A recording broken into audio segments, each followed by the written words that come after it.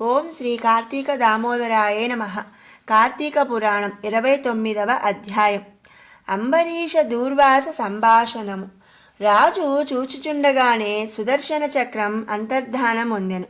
సుదర్శన చక్రము అంతర్ధానము పొందిన తరువాత అంబరీషుడు భక్తితో దుర్వాసనునకు నమస్కరించి శిరసుతో వందనమాచరించి భక్తి చేత పులకాంకితుడై తన శిరమును ముని పాదములపైన పడవేసియుట్లని విన్నవించెను. బ్రాహ్మణోత్తమ, నేను మహాపాపిని, పాపమునందు మునిగి ఉండి కష్టించుచున్నాను. కాబట్టి గృహస్థుడనైన నా ఇంటిలో అన్నమును భుజించి నన్ను ఉద్ధరించుము. నీవు నా అందు దయ ఉంచి తిరిగి నా ఇంటికి వచ్చి నన్ను రక్షించితివి. 3 లోకములకు భయమును కలిగించు నీకు భయమెక్కడిది? భయమను మిషతో నన్ను రక్షించుటకు తిరిగి నా ఇంటికి వచ్చితివి. నీవు తిరిగి వచ్చుట చేత నేను బ్రతికి తిని నాకు పరలోకము సిద్ధించును. కాబట్టి త్వద్దర్శన భావముతో నాకు ఆ భయదానము, దానితో ప్రాణదానము, దానితో పరలోకదానము సంభవించినవి. ఇట్లు విన్నవించుచున్న రాజును తన బాహువులతో లేవనెత్తి దూర్వాస మహాముని ఆనందముతో ఇట్లనియే, రాజా, ప్రాణములను రక్షించువాడు తండ్రి అని చెప్పబడును. ఇప్పుడు నీ చేత నా ప్రాణములు రక్షించబడినవి కనుక నాకు తండ్రివి నీవే. నేను నీకిప్పుడు నమస్కారము చేసిన ఎడల నీవు దుఃఖించదవు. తండ్రికి కష్టము కలిగడి వ్యాపారము చేయకూడదు కాన నీకు నమస్కారమును చేయను.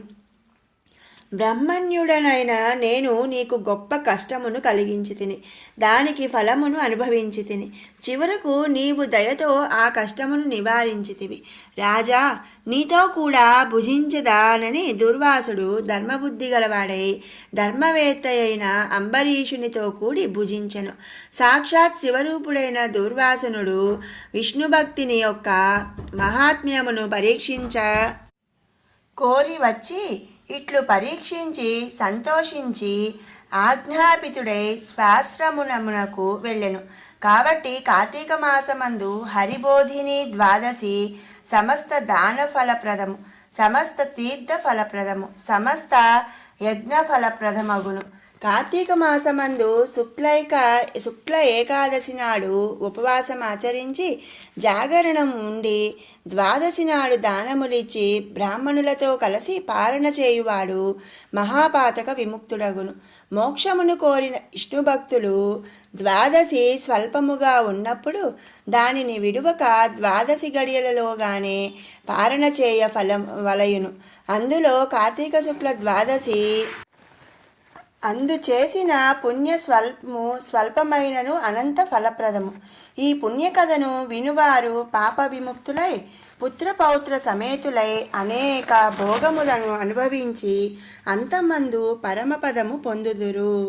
ఓం శ్రీ కార్తీక దామోదరాయ నమః. కార్తీక పురాణం 29వ అధ్యాయం సమాప్తం. శివానందలహరి 29వ శ్లోకం.